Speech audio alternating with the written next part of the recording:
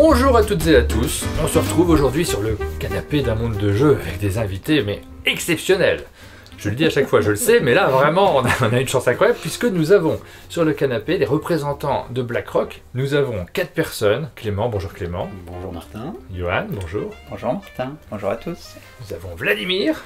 Bonjour Martin, bonjour à tous. Et Thibaut. Salut à tous, salut Martin. Et vous représentez donc BlackRock. C'est vous qui prenez les décisions et vous avez des rôles qui sont sensiblement différents au sein de ce distributeur parce que BlackRock c'est à la fois un éditeur mais c'est surtout un distributeur. Maintenant on le connaît très bien parce que vous localisez, vous distribuez plein de jeux de société d'éditeurs que l'on voit très souvent au chalet. Donc on est ravis de vous avoir également pour pouvoir évoquer ces différentes questions. Et puis ce canapé, on l'a organisé, vous voyez le décor que nous a fait Aline spécifiquement sur ce canapé, on l'a organisé à l'origine pour les 15 ans de BlackRock l'année dernière. Ça fait 16 ans maintenant, parce qu'on a eu un peu de délai. Entre le moment où on a commencé à parler de ce canapé et le moment où vous venez finalement, on a eu un petit peu de délai, mais c'est un anniversaire. C'est le moment de marquer le coup et puis de faire le bilan de l'évolution de cette maison de distribution auquel on est particulièrement attaché. Est-ce qu'on peut citer quelques éditeurs que vous distribuez? Je sais que c'est un exercice qui est très compliqué parce que vous allez avoir peur d'en oublier. Ou alors c'est moi qui le fais, puis dans ce cas-là, voilà, il n'y a pas de risque. Mais la boîte de jeu, BlackRock, pas du tout. Catch-up Games, par exemple, Blam. J'essaie de regarder un petit peu autour ce que je vais oublier. Ibutatilus. Ibutatilus, exactement, parce qu'il y a plein de types d'éditeurs différents auxquels on ne pense pas nécessairement. Moi, je vous ai cité des éditeurs que vous connaissez tout particulièrement parce qu'on tourne très souvent des vidéos sur leurs jeux. J'en oublie plein, et c'est pas grave puisque c'est moi, mais il y a également d'autres distributeurs et d'autres éditeurs, et ça sera l'occasion d'en parler pendant ce canapé. Et on s'attardera aussi sur les évolutions. L'histoire, on l'avait déjà faite. On avait déjà tourné un canapé sur l'histoire de BlackRock, vous pouvez le retrouver sur notre chaîne. Est-ce qu'on ne commencerait pas par vous présenter chacun sur votre rôle particulier, en commençant par toi, Johan, puisque c'est toi qui as fondé la société? Tout à fait, en 2007, donc il y a 16 ans maintenant, mais on vient de fêter les 15 ans. Et donc j'ai fondé la société en famille, donc avec Alain Ollier, mon oncle et d'autres personnes de la famille. Et depuis, j'ai toujours travaillé au sein de BlackRock, donc depuis 2007. Et je suis aujourd'hui le président de la société BlackRock Games, parce on était passé de BlackRock Édition à BlackRock Games. Voilà, et ces différentes personnes m'ont rejoint dans l'aventure, avant pour Clément, et après il vous en dira plus, et Thibaut et Vlad également. Donc Clément, lui, c'était en 2005 ? En 2005, on a commencé avec Yoann sur les bancs de la fac. Ah oui, ça date un petit peu aussi. Oui, c'est bien vieux, tu fais bien de nous le rappeler. On a essayé de commercialiser un jeu de vélo. C'était un projet d'étude qui est devenu par la suite quelque chose de concret, puisque Alain Ollier, l'oncle de Yoann, a développé le jeu Leader One. Ah voilà, oui, très bien, je vois. Et puis j'ai laissé Yoann voler de ses propres ailes, il s'en est pas mal sorti. Et puis j'ai rejoint BlackRock en 2013, moi.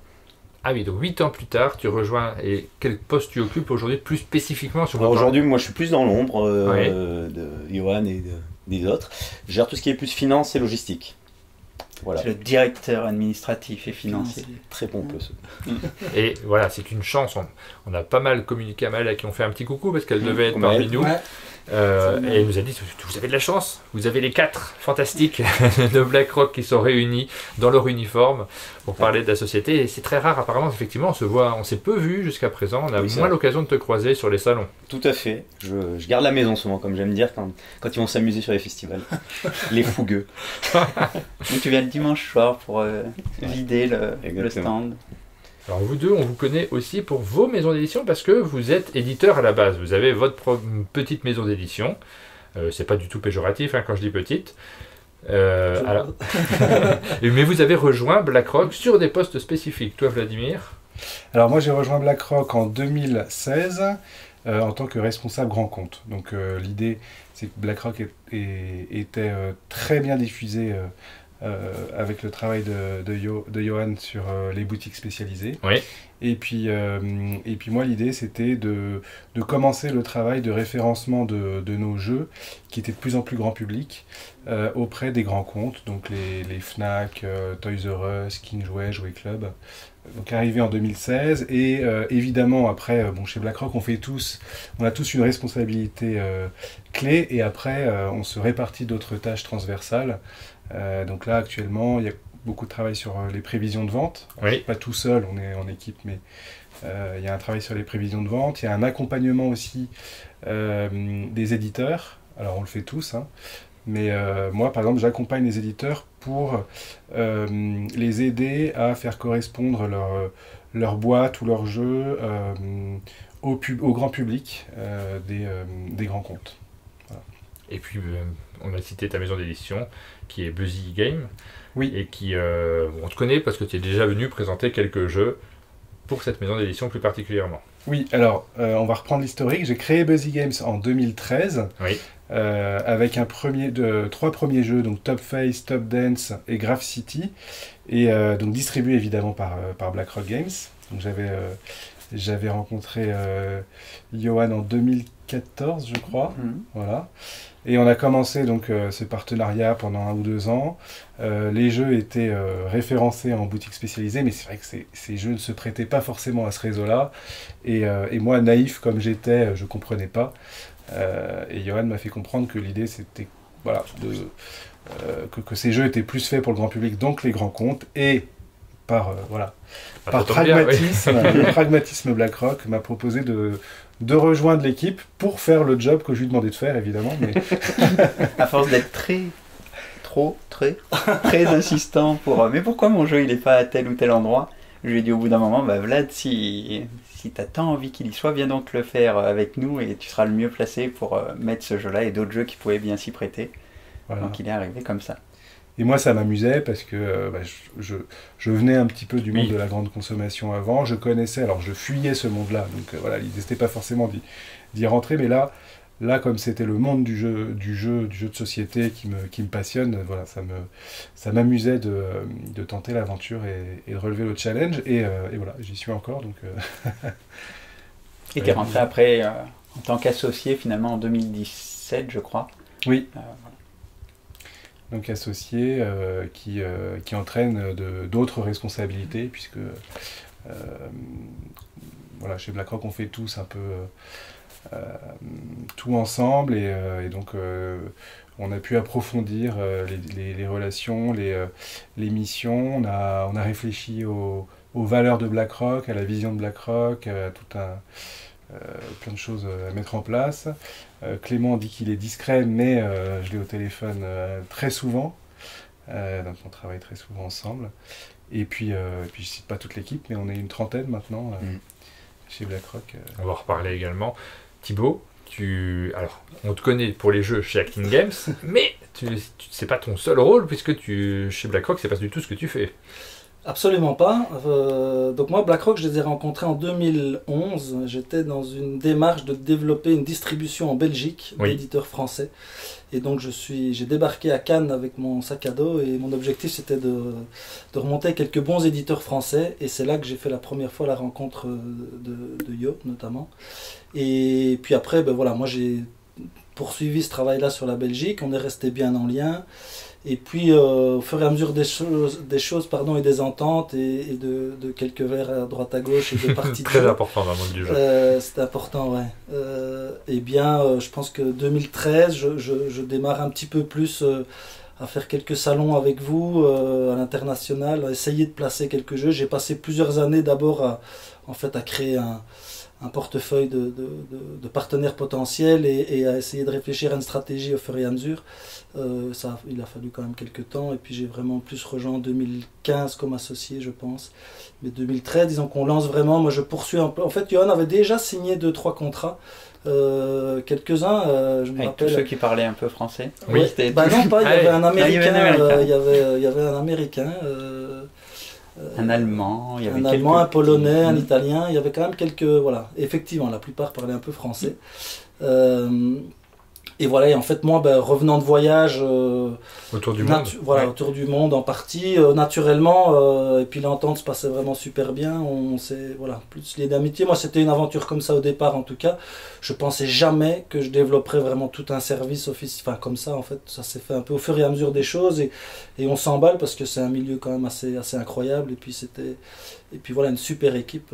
Et c'est un point clé justement pour les éditeurs, c'est-à-dire que pour certains éditeurs, la partie export peut représenter jusqu'à 70-75% leur chiffre d'affaires. Donc cette partie export est hyper importante. Et justement, pour certains éditeurs qui viennent nous rejoindre, enfin, ou qui souhaitent nous rejoindre aujourd'hui, c'est souvent justement par ce qu'on fait et la France et l'export qu'ils voient un intérêt à venir nous rejoindre. Vous avez tous rejoint BlackRock avant la revente de BlackRock à Hachette. Vous étiez déjà tous les quatre sur les postes de commande. Oui, qui a eu lieu le rachat en novembre 2019. Voilà. Donc finalement assez longtemps après l'entrée de chacun. Et qui n'a pas changé. Enfin justement, c'était beaucoup d'échanges entre nous à ce moment-là, dans les mois qui ont précédé le rachat, pour savoir si on devait le faire, si c'était un plus, si ça allait apporter, si personnellement ça allait être un plus également. Donc on a beaucoup échangé à ce moment-là, et une des volontés, c'était aussi justement qu'il n'y ait pas de changement dans nos rôles, dans notre façon de fonctionner et dans le rôle de chacun.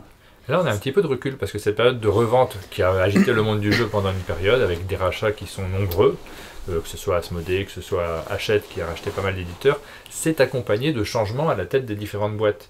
Et là, 2019, on est en 2023, il y a 4 ans qui se sont passés, on voit que finalement chez vous, vous êtes toujours aux commandes, et a priori c'est pour un petit moment, ce qui n'est pas forcément le cas des autres boîtes qui ont été rachetées.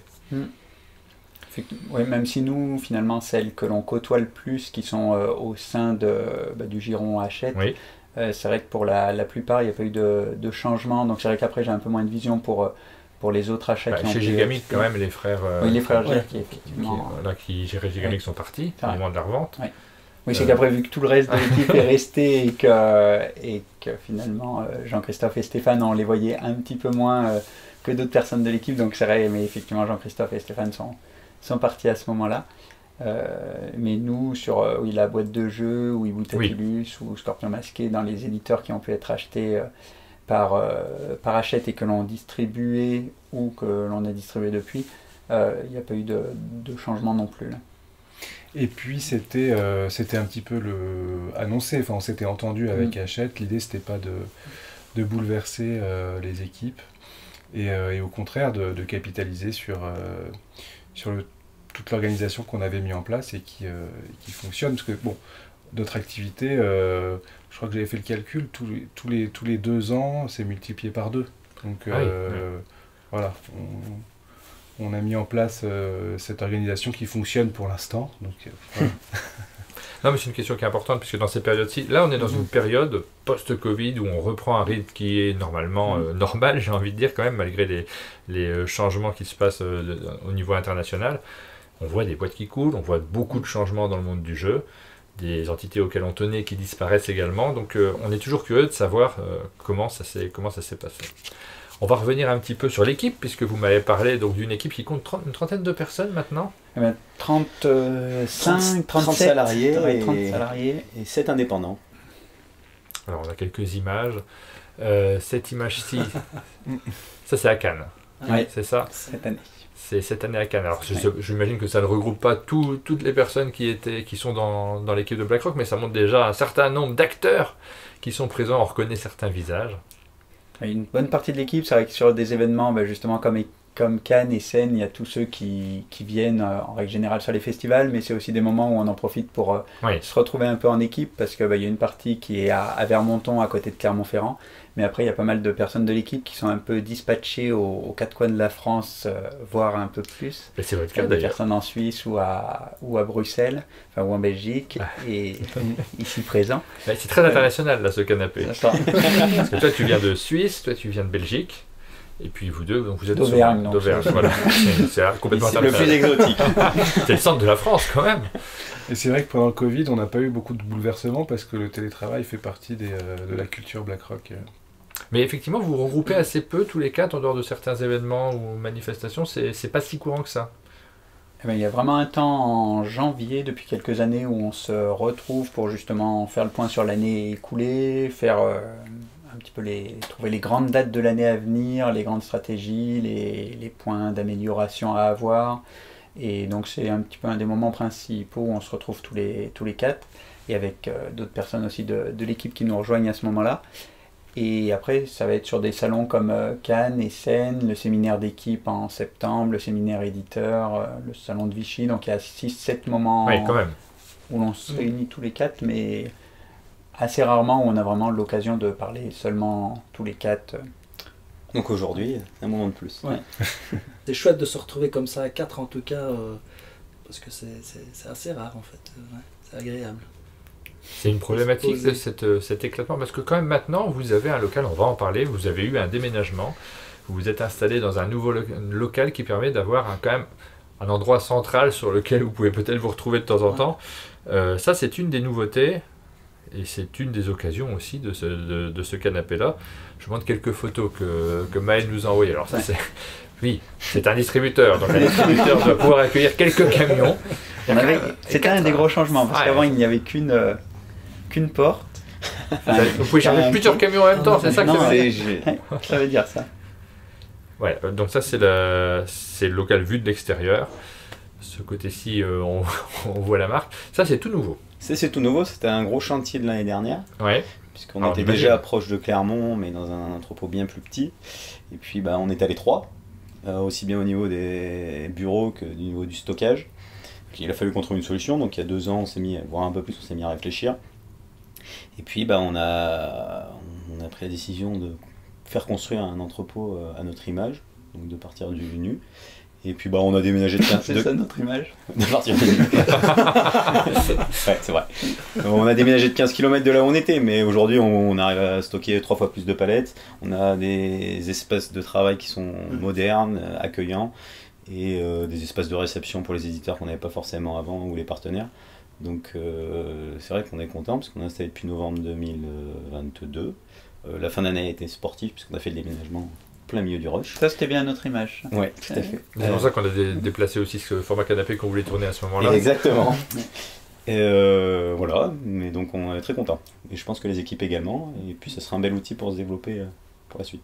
Et comme tu dis, c'est aussi une façon nous de nous retrouver plus régulièrement là, et dans de meilleures conditions. C'est vrai que là où avant, dans l'entrepôt précédent, on n'avait pas la place de vraiment faire des réunions ou d'accueillir des personnes. Là, c'est vrai que c'est plus pratique. Ça, c'était l'avance. Pour se réunir.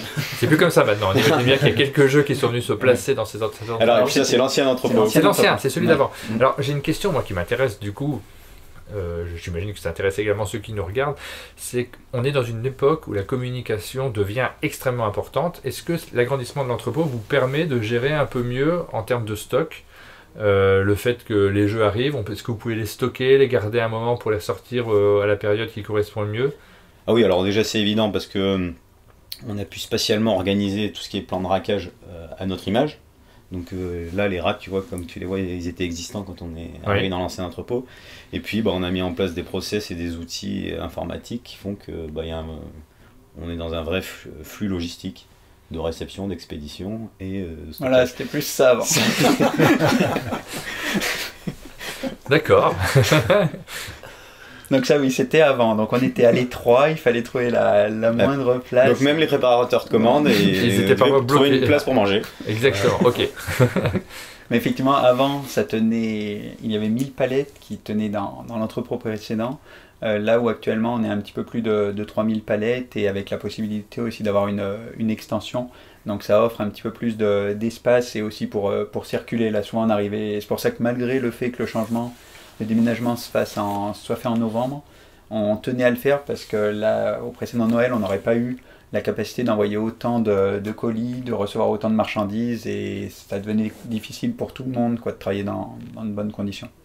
On dit souvent que le stockage a un coût. Est-ce que c'est le cas chez vous d'une certaine manière, ou vous avez votre entrepôt, tant qu'il n'est pas rempli, c'est bon, vous pouvez stocker du matériel? Je ne me rends pas du tout compte en fait. Après, je vais essayer. Non, mais c'est vrai que c'est le gros risque quand on a des gros entrepôts de se dire qu'on a toute la place. Là, on est déjà limite. Et puis, il y a vraiment tout un travail pour justement ne pas stocker trop de jeux en avance.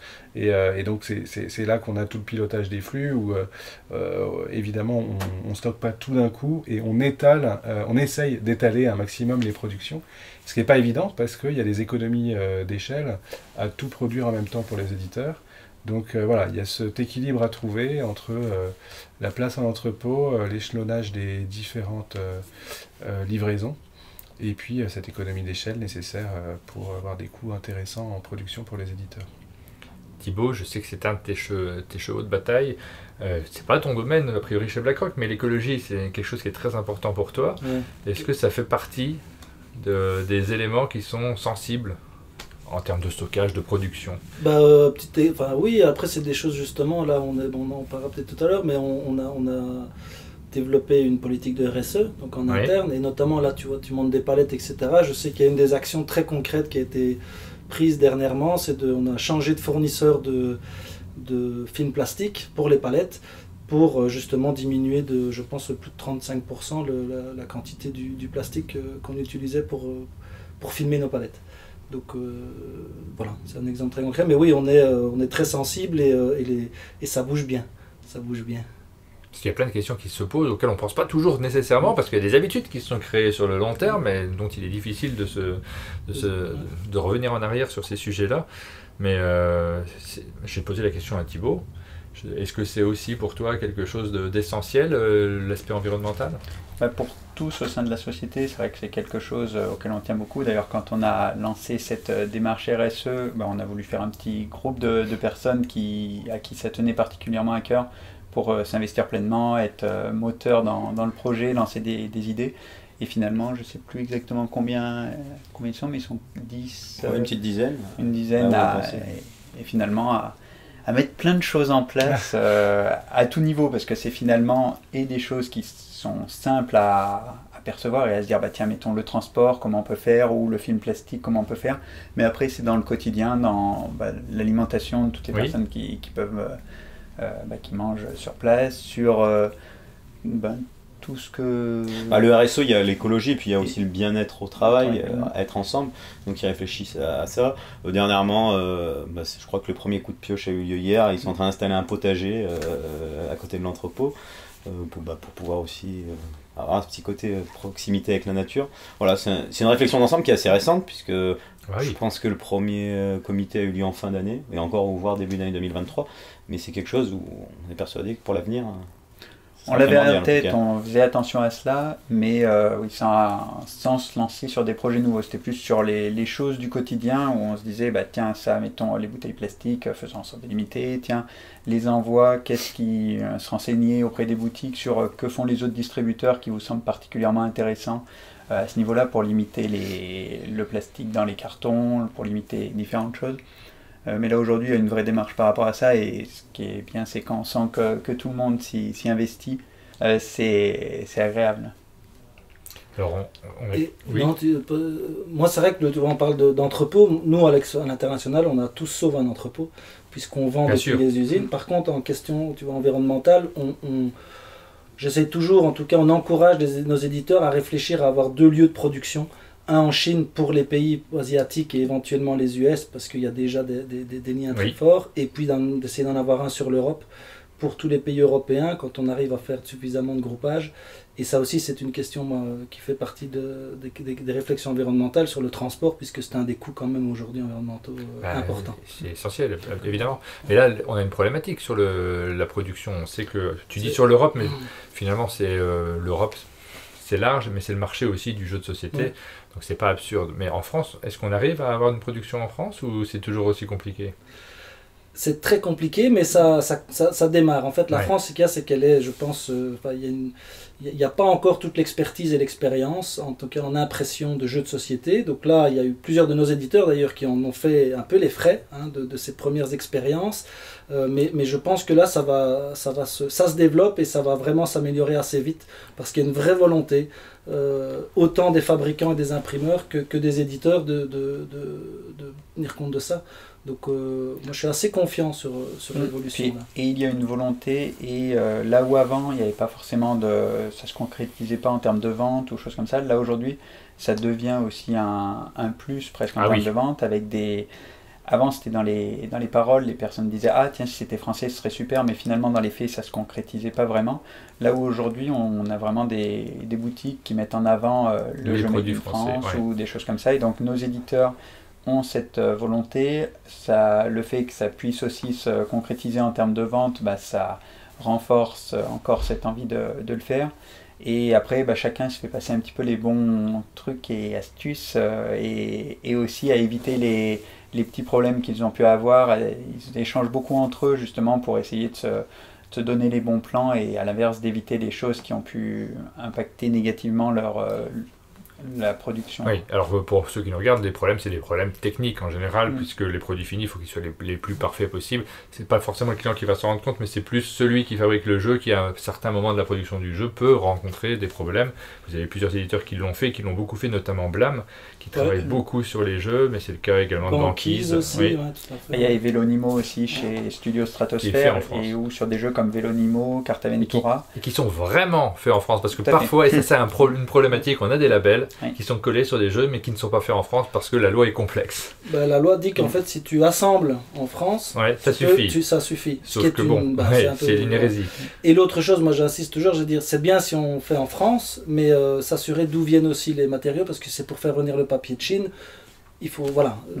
Mais tout ça, c'est pas simple. Mais il faut prendre l'ensemble du questionnement en compte, parce que c'est pas simple, parce que je précise quand même que la plupart des éditeurs voudraient faire en France. Ils voudraient vraiment. Il y a une volonté universelle. Pour beaucoup, c'est tout simplement une impossibilité liée à du contenu dans le jeu qui rend impossible la production en France, voire même en Europe. Parce qu'il y a des choses où les fabricants européens ne sont pas outillés pour le faire. Et où au final, alors ils ne peuvent même pas le faire, donc ça solutionne, mais même s'ils pouvaient le faire, ce serait moins écologiquement, ce serait moins intéressant que finalement de faire en Chine et d'envoyer dans les différents pays, alors que là il faudrait faire venir de Chine, faire venir d'autres endroits, conditionner. C'est un marché mondial.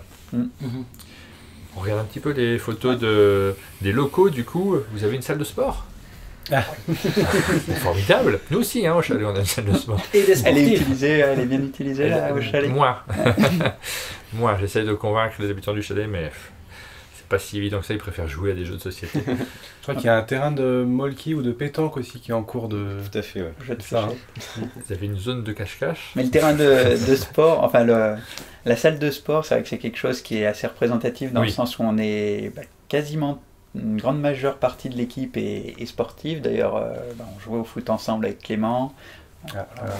On jouait au foot. Il y a plusieurs personnes qui jouent au basket ensemble. Oui. Donc quasiment tout le monde a une activité sportive. Et une culture sportive.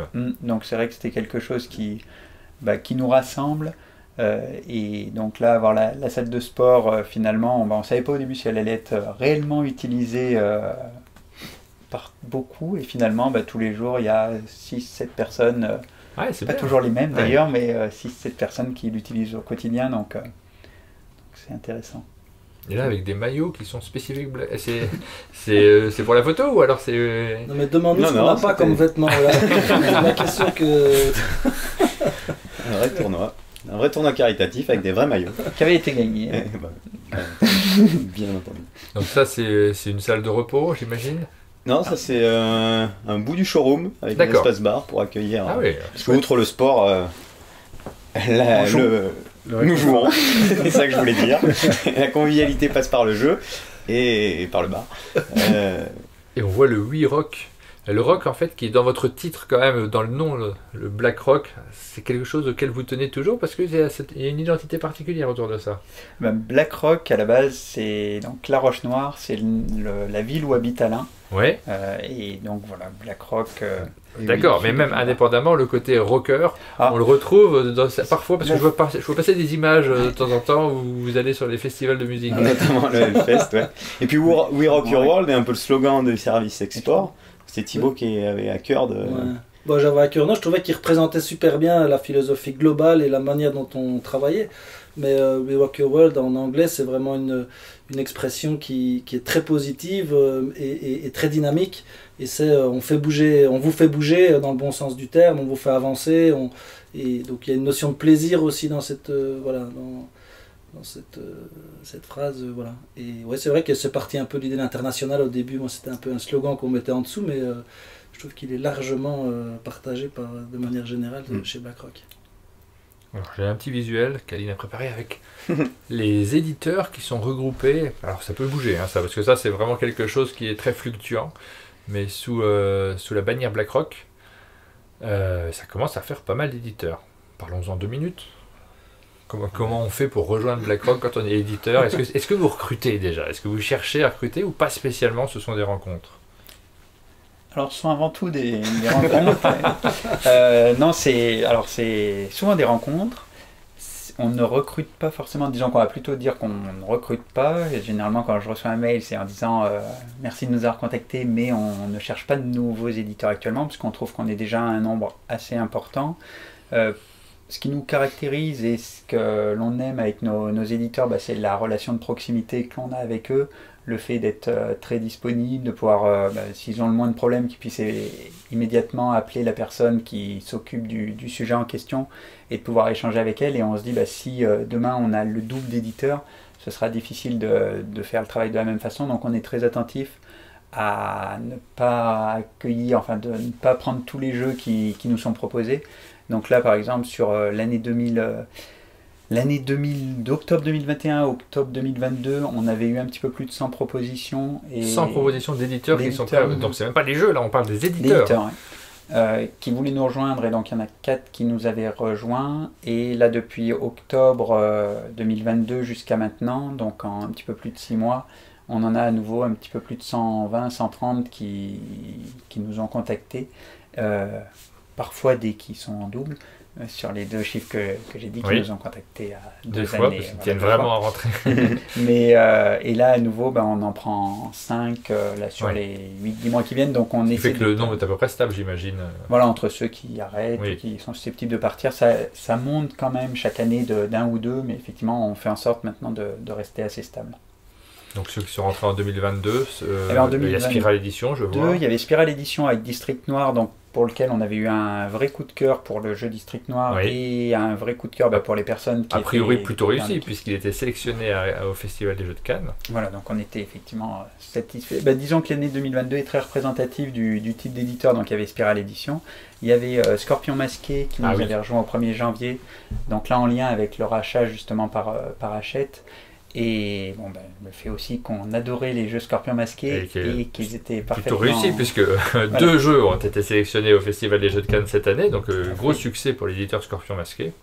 Le deuxième, le troisième, c'était les... Alors il y en a plusieurs, mais le principal c'est Chaos Project, mais il y a Chaos Project, Kobold Érudit et 7e Cercle, donc du jeu de rôle. Oui. Et donc là, c'était dans un objectif de complémentarité au sein du catalogue. C'est ce qu'on recherche souvent, c'est-à-dire qu'il y a les personnes qui sont derrière le jeu en lui-même, et cette complémentarité entre chacun de nos éditeurs. Donc là, pour cette ouverture au jeu de rôle, on trouvait que Chaos Project, avec notamment les différentes références Warhammer, était très intéressante. Et enfin, le 4e éditeur qui nous avait rejoint, c'était Yaka Studio, donc avec le jeu Cracklist. Gros succès de l'année dernière. Qui a effectivement démarré très fort, et où là aussi, c'est un petit peu comme quand on avait pu prendre Ibutatilus avec Blanc Manger Coco, ou Magilano avec Skyjo. C'est un jeu qui fait vraiment... quand on le montre au sein de l'équipe, il y a quelque chose qui se passe autour, et où on se dit « Ah tiens, ça peut-être avoir un très gros potentiel et être un de nos gros succès de demain. » Donc voilà, on s'autorise quelques petites exceptions de la sorte. Et au-delà de ça, on fait aussi attention à l'aspect relationnel, savoir si on va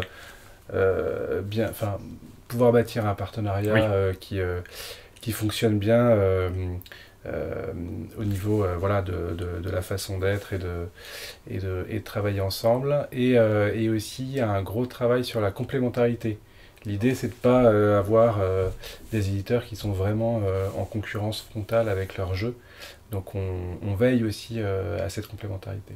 Il y a aussi souvent des moments comme le séminaire Export qui va avoir lieu dans pas longtemps, une rencontre la semaine prochaine où on réunit plusieurs de nos éditeurs, les différentes journées pro, et où il y a, bien sûr, chacun est un petit peu concurrent, mais avant tout se donnent des conseils, sont présents sur des événements où on passe souvent du bon temps. Et le but aussi, quand un nouvel éditeur nous rejoint, c'est que ça ne casse pas cette dynamique qui est super positive, super agréable, et donc qu'on puisse continuer comme ça sans que des clans puissent se créer. Donc c'est un petit peu la même chose au sein de l'équipe quand on recrute. Un des éléments clés, c'est de se dire que l'état d'esprit actuel va pouvoir perdurer. Et là, on voit, vous étiez à Cannes. Ça, c'est la cérémonie de remise des prix, juste avant la remise des prix, parce que c'est une année assez exceptionnelle. Il y a une douzaine de jeux si je ne dis pas de bêtises, qui sont sélectionnés chaque année sur Cannes, et vous en aviez 4 de sélectionnés cette année sur les 12, ce qui représente quand même une très belle proportion. 3 qui ont été sélectionnés sans remporter le prix. On a déjà cité District Noir, on a déjà parlé de Scorpion Masqué avec Turing Machine. Alors la planche des pirates n'a pas gagné, puisque le vainqueur, c'était chez vous aussi, puisque c'est Flashback Zombie Kids qui a remporté le prix enfant du festival des Jeux de Cannes. Donc bravo, vous êtes l'occasion aussi de vous féliciter en tant que distributeur pour ce jeu qui vient d'arriver au catalogue. Donc c'est une petite victoire, parce que là on vient de citer 2 éditeurs qui viennent tout juste d'arriver au catalogue et qui sont sélectionnés à Cannes, donc a priori plutôt des bonnes pioches. Oui, et il faut évidemment surtout féliciter les éditeurs. Les auteurs, évidemment, bien entendu. Oui. Petite précision, moi je dis sur le... Donc il y a quand même 2 catalogues chez BlackRock, c'est important. Donc effectivement, il y a... Là, on a vu la liste des catalogues France qui fait plus de 40 éditeurs, je pense, aujourd'hui. Nous, à l'export, on est à la moitié. Et donc aussi, c'est vrai que dans les recherches, et pour là aujourd'hui, Yoann le disait au début, mais c'est vrai que c'est assez important que nous, on puisse s'investir complètement. Et donc c'est plus facile aussi pour nous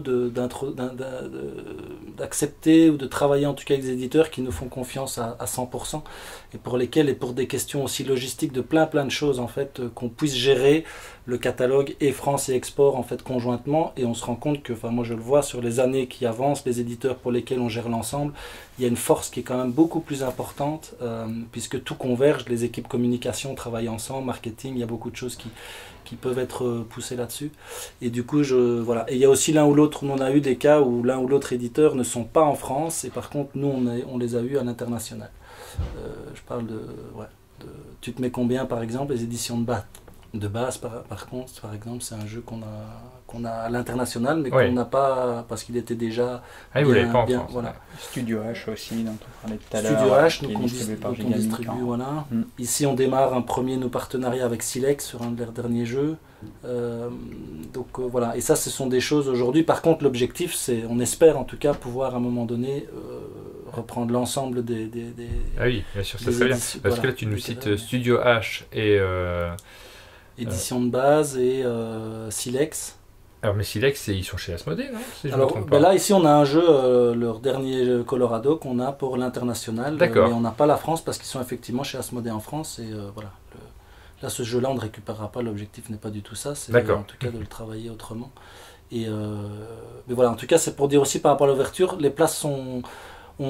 jadis cher, c'est-à-dire que comme Yoann le disait très bien en fait, et Vlad, sur la complémentarité est capitale.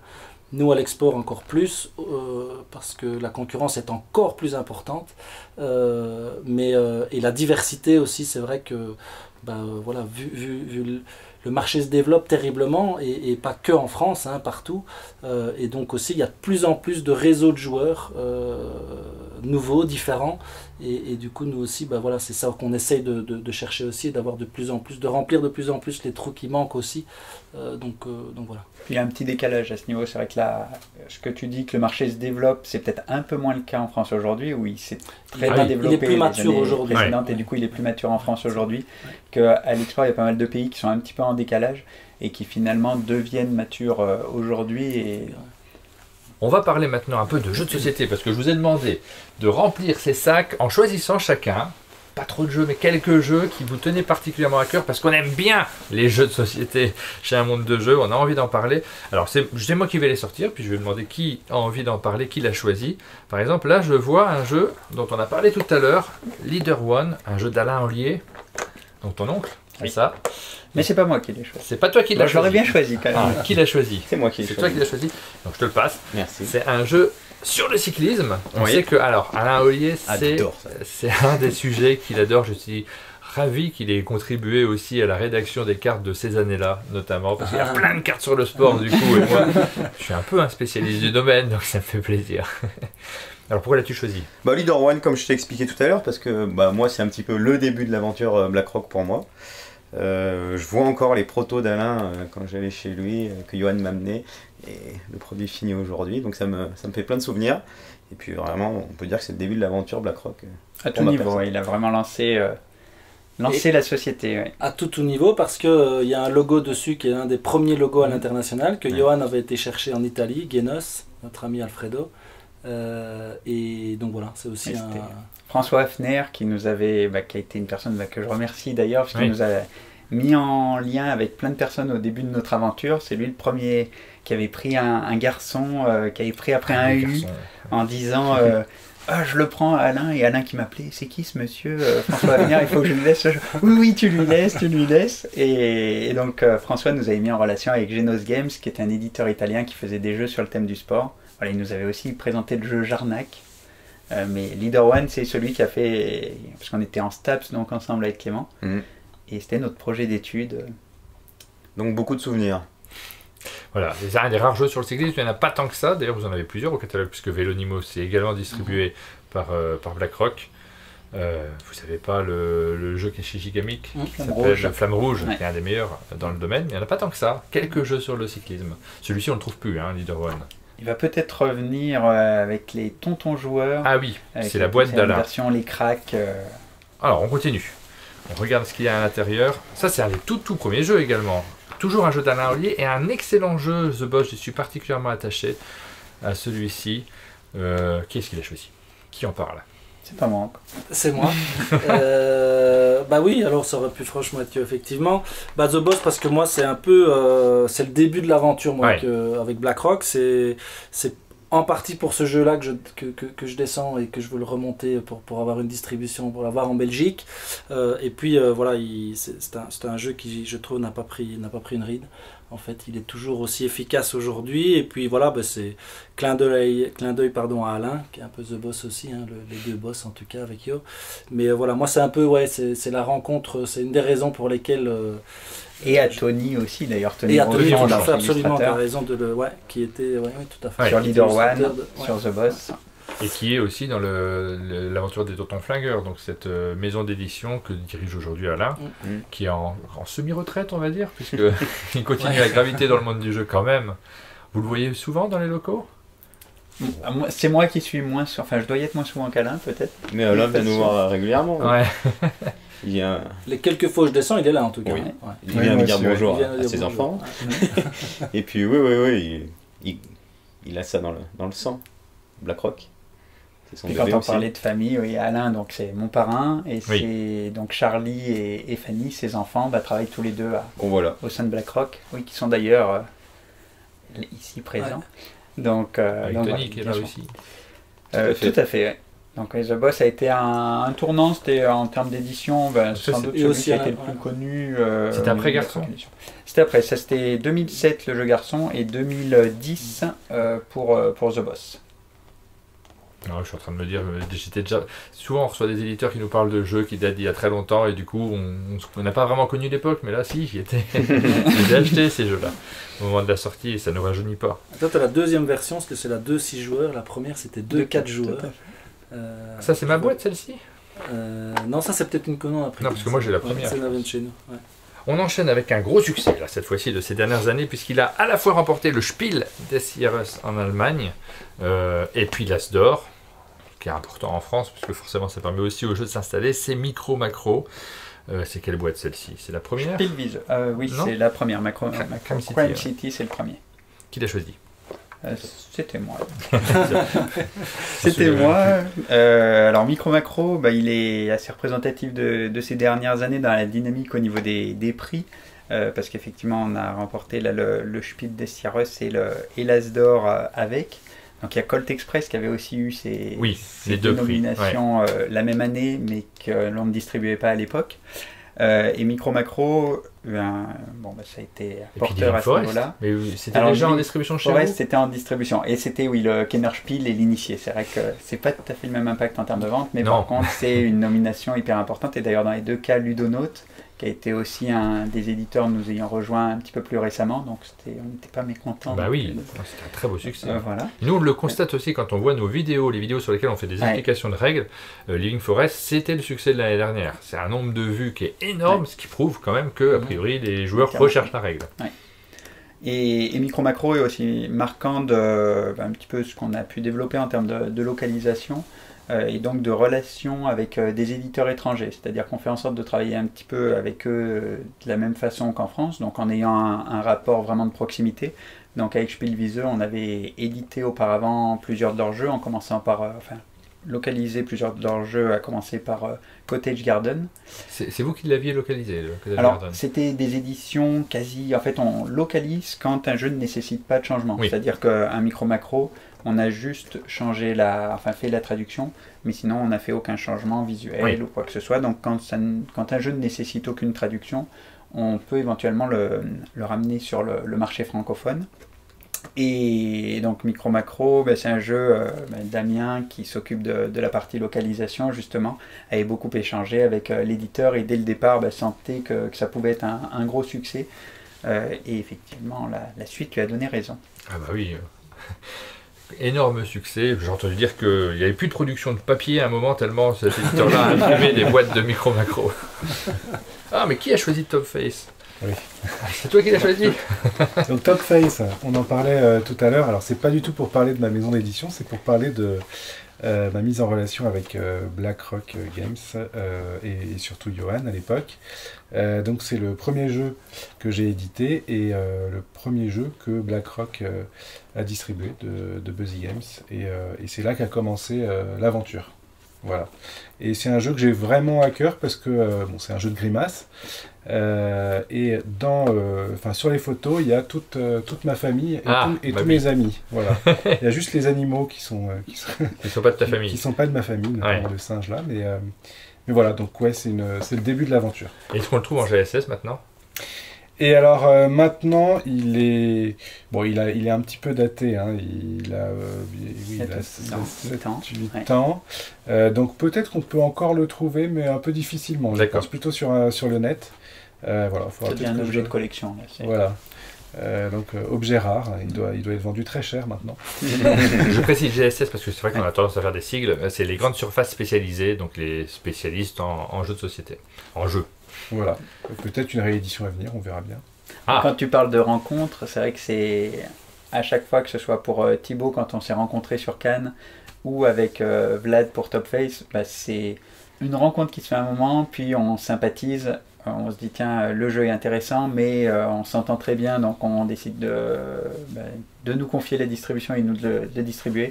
Puis après le fait que les relations continuent à être super positives, on se dit tiens ce serait cool de faire quelque chose ensemble, et finalement au moment où ça peut matcher, et finalement de soi-même ça se fait, et puis le poste se crée et la personne développe cette partie-là, et c'est vrai qu'à chaque fois moi c'était et un plaisir et un honneur que des personnes comme Thibaut ou Vlad rejoignent BlackRock, et que moi je puisse vraiment confier les clés du camion, enfin de la voiture, à Thibaut pour... C'était le vélo à l'époque. Le vélo, à Thibaut pour la partie export, à Vlad pour la partie grand compte. C'est vrai que c'est un plaisir d'avoir fait ces rencontres-là et de pouvoir continuer aujourd'hui à développer ça tous ensemble, en gardant ce côté familial et amical, quoi. Et c'est vrai qu'on s'était rencontrés Ludix, je te l'avais présenté à Ludix, et on avait sympathisé. Et tu m'as dit après, je l'ai pris pour te faire plaisir parce que j'y croyais pas trop. Mais il a marché ce jeu. Donc voilà, il a marché. Après, comme beaucoup de jeux, il y a un début et puis il y a une fin. Ouais. Ça fait partie de l'histoire des jeux. Alors il y en a un qui a marché pas mal. Il s'agit de Skyjo. C'est l'un de vos très très gros succès de ces dernières années, parce qu'on l'a vu partout, hein, de toute façon. C'est un jeu qui s'est imposé, malgré, j'ai le droit de dire un graphisme, pas mon graphisme préféré, sauf quand on est... c'est bien, c'est gentil. Sauf quand on est champion du monde de cyclisme, mais sinon, voilà. Donc c'est un jeu très simple, très accessible, avec une mécanique qui fonctionne immédiatement en famille notamment, et qui a donc réussi à trouver un succès qui a peut-être porté aussi d'autres éditeurs. C'est Martin donc qui l'a choisi celui-ci. Non, c'est pas moi. C'est vrai que je le garde dans la main. Je crois qu'on l'a tous choisi. C'est vraiment notre. Enfin, tous nos jeux sont bons et sont souvent des succès, mais celui-là c'est vraiment un énorme succès. Et c'est vrai que la boîte a priori n'inspire pas grand-chose, mais en tout cas il y a un très très bon impact et on le distingue bien au rayon. Mais voilà. Et pourquoi le jeu est un succès? Parce que je pense qu'avant tout, il est simple d'accès, on a vraiment envie de rejouer et il est transgénérationnel. Oui. C'est-à-dire qu'il plaît aussi bien à des enfants qu'à des grands-parents. Et quand on joue à Skyjo, on est un peu tous égaux autour de la table, qu'on ait 6 ans ou 99 ans. Donc je pense que c'est ce qui fait sa puissance. Voilà. Donc un jeu qui est maintenant disponible partout. Après, le bouche à oreille a terriblement fonctionné sur ce Oui. jeu aussi. Je pense que c'est ce qui a bah fait oui. une partie du... Tout le monde aujourd'hui se dit il a un Skyjo chez lui. Presque. Je suis rentré de Cannes dans le train à côté de moi. 4 personnes d'une 60aine d'années qui jouent à Skyjo. Je leur dis, ah, vous étiez à Cannes? Pas du tout. Ils étaient à un festival, il y avait un carnaval pardon, à Nice, je pense. Et ils rentraient du carnaval et ils ne savaient pas que ça existait, même un festival de jeux de société. Donc on a discuté, etc. Mais ils jouaient à Skyjo. Et ouais, c'est drôle. Ouais. Alors on enchaîne, on regarde ce qu'il y a d'autre. Blanc Manger Coco, donc c'est dans un autre style. C'est un jeu qui a ouvert un style un petit peu différent. Vous avez quelques jeux au catalogue qui rentrent dans cette catégorie de jeux qui s'adressent à un public de jeunes adultes, j'ai l'habitude de dire. Qui l'a choisi? C'est moi. Alors, je l'ai choisi, déjà parce que c'était un nouveau type de jeu qu'on n'avait pas à ce moment-là dans le catalogue. 2, parce que je nous revois tous encore dans ce petit bureau bleu, dans nos anciens locaux, en train de tester le jeu et de se dire, mais on peut pas faire ça. Non, on peut pas faire ça. Et on n'est pas capable. Et puis, au final, on s'est dit, bah si, ça nous faisait vraiment rire, mais on n'arrivait pas à l'assumer. Ouais. Et puis on y est allé et l'avenir a fait que ça, BlackRock remercie Blanc Manger Coco. Et ça a été un virage un petit peu aussi dans notre structure, dans l'image qu'avait BlackRock. Bien souvent, moi je disais à l'époque que je travaillais dans une société de jeux de société et que je donnais des exemples, c'était pas forcément parlant les noms de jeux. Maintenant, Blanc Manger Coco, très rapidement, le grand public l'associait. Donc pour ça, c'était important que... Oui, c'est un jeu qui compte et qui permet aussi de financer plein d'autres jeux. Quand ça fonctionne. Ça a permis d'attirer d'autres éditeurs. Ouais. Il a plus généralement ouvert la voie des jeux un peu adult fun.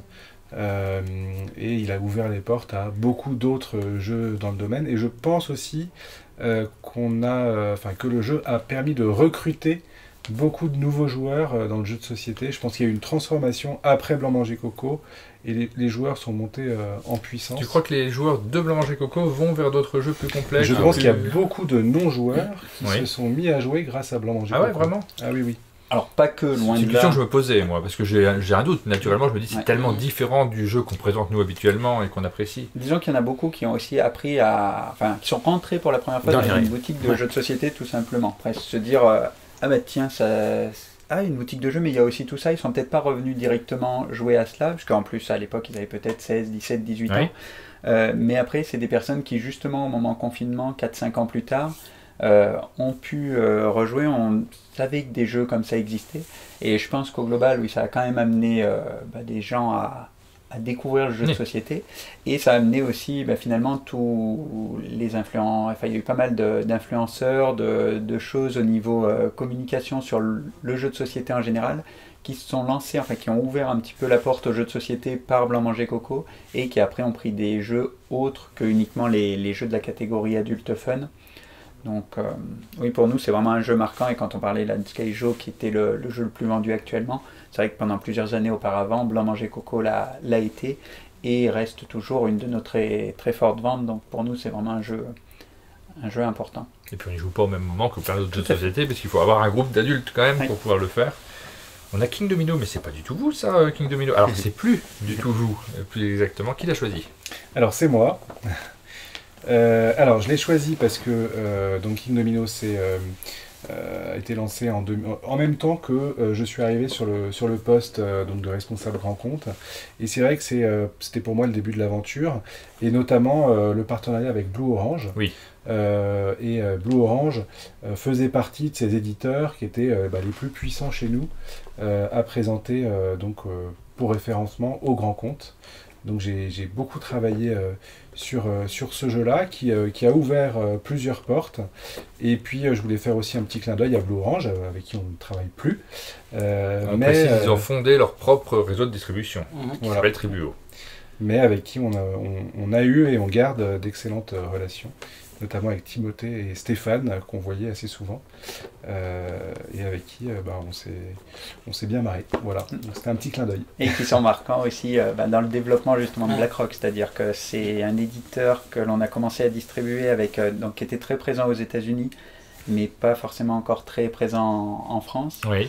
Et donc on a commencé à distribuer des jeux comme Nada, Flash au tout début, puis après ils ont augmenté le rythme de sortie jusqu'à devenir et être un des éditeurs phares en France, et nous à être un éditeur très important au sein de notre catalogue. Et donc c'est vrai que ça a été un éditeur important pour nous, et avec qui on a tissé des relations fortes d'amitié, et King Domino a été un des jeux vraiment phares, et qu'on aime beaucoup en plus. Et moi je ne sais plus, historiquement, Yactalia c'était Timothée qui l'a créé. Ouais, mais c'était via BlackRock au début? Non, on s'entendait bien et on se connaissait. On dormait notamment au Formule 1 de Borum à 50 km des Seines, donc on se voyait au petit déjeuner. Mais voilà, c'est après avec Blue Orange, en fait, Thierry Denoël de Blue Orange a repris Blue Orange Europe, et après on a distribué les jeux de Blue Orange en France. On a tout ça qui est expliqué dans le canapé qu'on a fait avec Blue Orange. Ils étaient là il n'y a pas très longtemps au chalet. Justement, Stéphane était présent. Et il me reste un jeu dans la boîte. Alors, ces garçons, c'est le premier. Il en reste plusieurs parce qu'il y a des jeux qu'on n'a pas présentés, notamment Célestia. Où est-ce qu'on a mis la petite boîte de Célestia et Outlive, je crois. Voilà, exactement. Ça, on va en parler. On va mettre les incrustes parce qu'on n'a pas tout au chalet, malheureusement. Donc, il y a quelques jeux qu'on n'avait pas, donc on ne pouvait pas vous montrer directement. Garçons, donc ça, c'est le tout premier jeu. C'est le début de l'histoire. Alors ça c'est moi effectivement qui l'ai choisi, Garçon, parce que c'est le tout premier. Justement on avait fait ce projet avec Clément et deux autres amis en STAPS, donc de commercialisation d'un jeu sur le sport, et on s'était dit oulala, ça va être compliqué à éditer, donc on va plutôt essayer de se lancer avec un petit jeu qui pourrait être facile à produire, à éditer. Et donc Alain avait créé ce jeu, Tony l'avait illustré. Et en faisant des concours, enfin des festivals et des concours comme Boulogne ou après Panazol, où on rencontrait le grand public, on s'est rendu compte que les gens repartaient avec un grand sourire, rigolaient, revenaient nous voir après pour savoir si le jeu allait être disponible. Donc on s'est dit tiens, ça ne plaît pas qu'à nous, et ça vaut peut-être le coup de se lancer et de l'éditer. Mais on pensait que notre aventure dans le jeu de société s'arrêterait à ce garçon, à cette petite boîte de 180 grammes. Et voilà, finalement. Qui est paru en quelle année? En 2007. 2007, c'est ça. On a parlé donc de Célestia également. Donc je sais pas de Célestia au chalet, c'est dingue. Mais t'avais une extension quand même. J'avais une extension. Où est-ce qu'elle est passée? Non, j'ai que l'extension parce que Blam est venu, il m'a laissé l'extension. En disant tiens, je te passe l'extension pour ton jeu. Faut que tu tiennes. Moi j'avais. Il va falloir que je fasse la cruste, c'est ça. Vous me donnez des missions qui sont compliquées. Aline nous a dit que c'était facile. Voilà l'extension de Célestia. Célestia. Voilà, c'est moi qui avais choisi Célestia parce que dans le développement de l'export, c'est quand même un jeu marquant. C'est d'ailleurs une de nos meilleures ventes, si pas la meilleure vente encore aujourd'hui. C'est aussi un jeu qui est toujours là, qu'on réimprime dans plusieurs pays à l'international, et en France aussi, bien sûr. Et voilà, et une des réussites sur une réédition d'un jeu, on en parlait de Cloud9, et le premier jeu Blam, si mes souvenirs sont bons, je crois que c'est leur tout premier. Oui. Donc on démarre sur quelque chose avec eux qui était un peu, moi c'est un souvenir assez fort, enthousiasmant, et qui est marquant aussi de la relation qu'on a avec nos éditeurs. C'est-à-dire que c'est un éditeur qui est venu nous voir à ASN avec ce jeu, la réédition de Cloud9, où on se dit Cloud9, ça c'était un très bon jeu, oui, ça peut être une bonne idée. Les personnes que l'on rencontre, on se dit super, l'équipe est vraiment top. Et où au final, pareil, on a créé une super relation d'amitié avec eux, et où on travaille main dans la main maintenant depuis 8 ans, et où on grandit ensemble. Donc c'est vraiment le type de relation aussi qu'on apprécie. Et Célestia, on a vraiment été à l'origine et toujours là. Donc ce qui fait plaisir aussi dans le monde actuel, au niveau du jeu de société, où des jeux ont tendance à avoir une durée de vie très courte. Donc un jeu comme Célestia qui s'installe pendant 8 ans et qui chaque année fait des ventes toujours aussi fortes, c'est important. Et pour l'éditeur aussi, c'est important. Oui. Il y a un autre jeu dont tu voulais nous parler et que je n'ai pas non plus au chalet, c'est là, je dois mettre 2 bras. C'est Outlive, effectivement. Alors Outlive, parce qu'en fait, c'est un aussi des tout premiers jeux qu'on a démarré avec la boîte de jeux, 2015, je pense. C'est pas leur premier jeu chez la boîte de jeux. Ils ont fait quelques-uns avant, mais c'est l'un des premiers Kickstarter. Je crois. Il y a eu Invasion, c'était le tout premier. Time to Kill, c'est leur premier Kickstarter a priori. Invasion, c'était déjà la boîte de jeu? Est-ce que c'était Benoît? C'était déjà, en tout cas, c'était Benoît, oui. Et moi, c'est vrai que c'est un jeu très marquant pour moi parce que c'est aussi dans les jeux experts, plus gros jeux, avec lesquels on réussit à ouvrir plusieurs marchés. Donc c'était aussi très encourageant, très enthousiasmant. Et la relation avec la boîte de jeu et Benoît m'a toujours beaucoup marqué et soutenu parce que Benoît nous a fait confiance au tout départ aussi. Il avait Time to Kill qu'on a nous récupéré un petit peu à l'international. Mais voilà. Et Haute Livre, moi aussi, en plus de manière plus personnelle, je suis un gros joueur je suis un joueur depuis toujours, mais je ne suis pas un gros joueur. Je ne jouais pas beaucoup à des gros jeux, et Haute Livre a été un de ces jeux qui m'a transporté dans une thématique, et dans un univers où je me suis pris au jeu réellement d'un plus gros jeu. Gros jeu hein. Et c'est pas un très gros, mais pour moi à l'époque, tu as raison, pas du tout. Mais c'était ça m'a marqué. Et après, j'en ai fait bien beaucoup plus. C'est une très grosse boîte, mais avec une mécanique qui est relativement simple à l'intérieur. Tout à fait. Et un jeu qui aussi a marqué parce que ça a été, en tout cas dans le rayon des Kickstarter, vous n'en avez pas tellement finalement des éditeurs qui savent le faire. Un éditeur qui a inventé quelque chose. La boîte de jeu, il y a des formules qui fonctionnent en général, et on l'a encore vu dernièrement avec Malia ou avec leurs différents projets qu'ils font assez régulièrement. On va terminer avec un petit jeu, mais juste avant, je voudrais vous poser une question sur les perspectives. Est-ce qu'il y a des évolutions qu'on attend? Est-ce que tu arrives à faire des projets sur 3 ans? J'ai hâte de poser la question tout à l'heure. Les projets sur 3 ans, c'est pas trop mon fort, généralement. C'est vrai qu'on dit souvent ce qui nous caractérise, c'est le fait aussi de s'adapter, d'être flexible, de pouvoir au quotidien faire le mieux qu'on peut et de se projeter. Maintenant, on essaie de se projeter un petit peu plus loin, mais c'est vrai que le but, c'est avant tout de continuer finalement à avoir la relation qu'on a aujourd'hui avec nos clients, donc les différentes boutiques, avec nos éditeurs, et cette relation de proximité et de travail main dans la main qu'on a, de pouvoir la maintenir tout en réussissant à croître et à faire en sorte que chaque éditeur puisse croître et finalement que chacun, à force de succès, de jeux qui s'installent, puisse s'agrandir un petit peu et finalement bien développer leur jeu et pas forcément en faire plus, mais faire des jeux qui puissent vraiment s'installer dans la durée. La notion de croissance, c'est quelque chose d'important parce qu'on pourrait être tenté aussi de garder une structure qui est pas trop grande pour pouvoir aussi parer à des évolutions du marché. Parce que ça bouge beaucoup quand même actuellement. Ça bouge beaucoup. La croissance, c'est quelque chose qui pour moi n'est à la base pas important. C'est-à-dire que je me rappelle quand j'étais tout seul, que je faisais la route, souvent quand j'allais en direction de Versailles, je passais du temps chez Cocktail Games, donc chez Pascaline, chez Mathieu, chez les différentes personnes de l'équipe de Cocktail Games, et on discutait. Je me disais, ça serait super si un jour on pouvait être comme eux, être 4-5 personnes. 5, ils sont toujours 4, enfin un petit peu plus, maintenant ils sont peut-être 6-7. Mais je me disais, ça serait génial et ça me plairait vraiment. Et finalement, au niveau de la distribution, c'est assez difficile de rester à un même niveau. C'est sans doute plus facile pour un éditeur, même si pas forcément. Mais pour un distributeur, en fait, si on n'a pas un jeu, justement comme quand on a pris Blanc Manger Coco ou quand on a pu prendre Skyjo, si c'est pas nous, c'est chez quelqu'un d'autre. Et finalement, la rotation n'est pas aussi forte. Les boutiques ne peuvent pas atteindre les Franco, ne peuvent pas commander aussi régulièrement chez nous. Et finalement, c'est au détriment des autres jeux.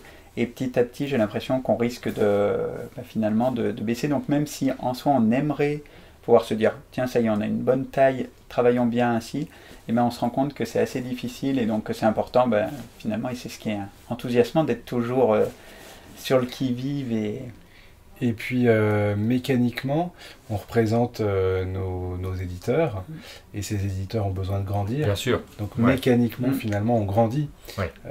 Parce que nous, on se bat évidemment pour faire grandir chacun de nos partenaires. Voilà, on ne cherche pas... Donc mécaniquement, ça...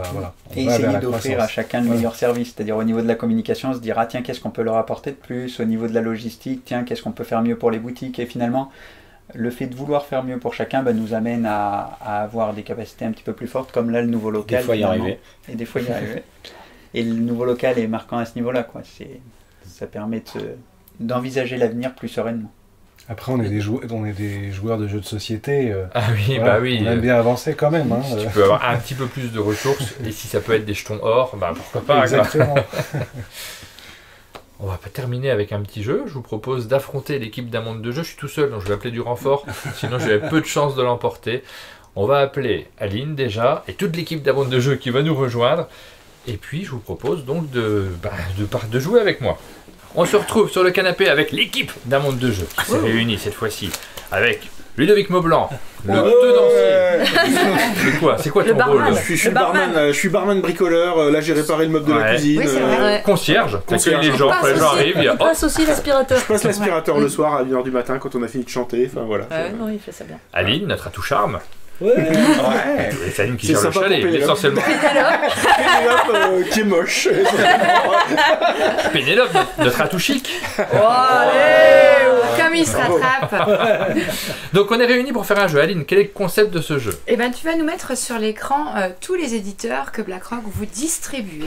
Parmi ces éditeurs, j'en ai trouvé certains que j'ai pensé dessinables, sans que ce soit difficile ni pour vous ni pour nous. Donc on va s'affronter.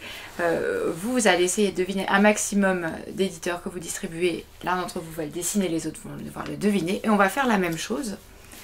Et il faut qu'on arrive à trouver. Alors, quand quelqu'un Alors dessine, n'importe qui peut trouver. Je peux dessiner, mais moi, j'ai juste pas le droit de deviner. Parce oui, alors après, tout le monde connaît les éditeurs, donc ça va. Mais les logos. Alors là, moi, je me serais... Alors, c'est pas forcément les logos qu'il va falloir que tu dessines. C'est pas... Je pense que c'est... J'ai choisi ceux où c'est beaucoup plus simple de dessiner peut-être autre chose que le logo. Très bien. Attention, Mesdames et je suis le premier. La boîte de jeu.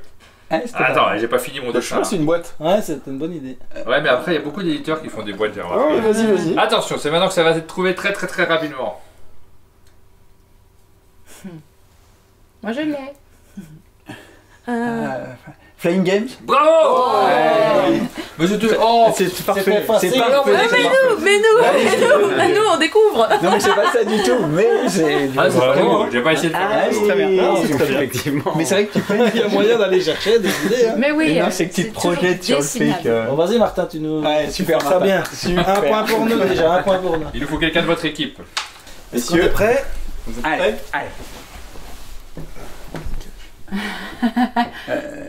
moi je l'ai, mais je participe pas. 7ème cercle. Bravo. Bah non, vraiment. Là, j'avais pas du tout, là. Est-ce qu'on se fait rouler dessus? Allez, yo. Vous êtes prêts? Yo. Hot Shop. Ah, c'était bien ça. Roboprod. C'est pas distribué par... Happy Baobab. Là-bas de jeu. Non. Totem. Oui, Oh là là là là là. J'ai une tatanka. Ah ouais, mais voilà. Moi, chaque fois, je trouve ça brillant et je me dis, si je donne la réponse, ça marche pas, je vais préparer le jeu. Là, tu dessines bien, hein? Ouais. Ouais, mais bon, Ok, c'est parti. Ludonote. Non, pas le droit de faire ça. Big Potato. bravo. Je savais que t'allais... On n'est pas perdu, hein. 3-1. Putain, je sens l'honneur. Ouais. Je te remercie parce que je ne voyais pas dessiner le reste de la... N'hésitez pas à prendre une feuille, Pénélope. Oui, c'est bien. Sinon, j'en prends un, je choisis. Ouais. Allez. Kobold érudit. Non. Vivier, elle sait pas faire un kobold, c'est ça? Non. Ensuite. Là, il y a un trait. Puis Baobab. Ah bah oui, j'ai senti... Alors, En plus, je me suis dit, ça c'est un arbre. c'est un arbre, je suis retourné. Je vais regarder la liste des arbres. Joli, Oh là là, 4-1. Non, mais j'ai failli commencer par un sourire et je me suis dit, c'est trop évident aussi. Vous êtes prêts, les gars? Ah bah oui, ça va aller vite là. Hein. Spiral Edition. Ouais. C'est vrai? Bah oui, il allait faire un cercle. Ça, c'est de la connexion. J'étais sûr que ça arriverait. C'est dingue ça. Lui aussi, dis-toi. Non, j'ai pas fini de mémoriser la liste. Vas-y. Blue Cocker. Oui. Oh, Les oreilles de chien. Écoute, je dessine mieux que je croyais, en fait. Bah, Ouais, sans commentaire. 4-3 remonte. il reste Il 2. reste 2. Ok. Voilà. On enverra notre meilleur champion. Hein. Ouais, si jamais vous trouvez, vous avez gagné. Si jamais vous ne trouvez pas, dans ce cas-là, on fera un tour supplémentaire, j'irai dessiner. Pour nous départager. Exactement. La pression. Ready? La boîte de jeu. J'y tiens, je veux qu'elle soit dedans. Trop facile. Qu'est-ce que c'est que Qu'est-ce ça? que tu fais, Yo? C'est un truc. Ça a l'air compliqué. Stratosphère. Dans la boîte. Ketchup. Oui! Ouais. Je sais pas. J'en ai pas. Est-ce qu'il y a Il y a du catch. Ah, c'est un ring. J'ai essayé de me mettre dans son cerveau. Une bouteille de J'aurais fait un ketchup. filet. Et- Là, c'est une bonne soulagée. Bah oui. En fait, tiré le plus dur en plus. Je m'étais dit ce sera une bouteille de ketchup et ce sera facile. Ah ouais, c'était mieux. Mais en fait, ouais. Alors Je me suis dit, pourquoi elle a dit que c'était facile celui-là? Ouais, c'était pour ça. je reviens juste dans le champ pour conclure cette émission, puisqu'on arrive à la fin de l'émission. Il y avait plus. Il reste 2 cartes, mais Ils on ont sait de l'avance. qu'ils ont gagné, donc c'est pas la peine de faire les 2 cartes supplémentaires ou alors en off. Mais c'est quand même le moment de se dire au revoir et de vous remercier tous Merci d'être venus dans le chalet pour fêter ces 15 ans ensemble. On n'a pas fini, hein, parce que là on a le super gâteau d'anniversaire Là, on fait la fête après. avec les bougies. Avec les 40 Après le personnes. générique. Exactement. On mettra Une après. petite place pour Johan. Bien, pour les au revoir. Bah, comme d'habitude, n'hésitez pas à vous abonner, tout ça. Et un grand merci à vous de vous être déplacés. On vous donne rendez-vous bientôt pour d'autres émissions. N'hésitez pas à refaire le voyage. Hein. Vous savez, vous êtes bien accueillis. Auto-promo. Ah, bah oui, complètement. Merci beaucoup. Merci Merci. pour Ciao, cet ciao. accueil. Ciao, ciao.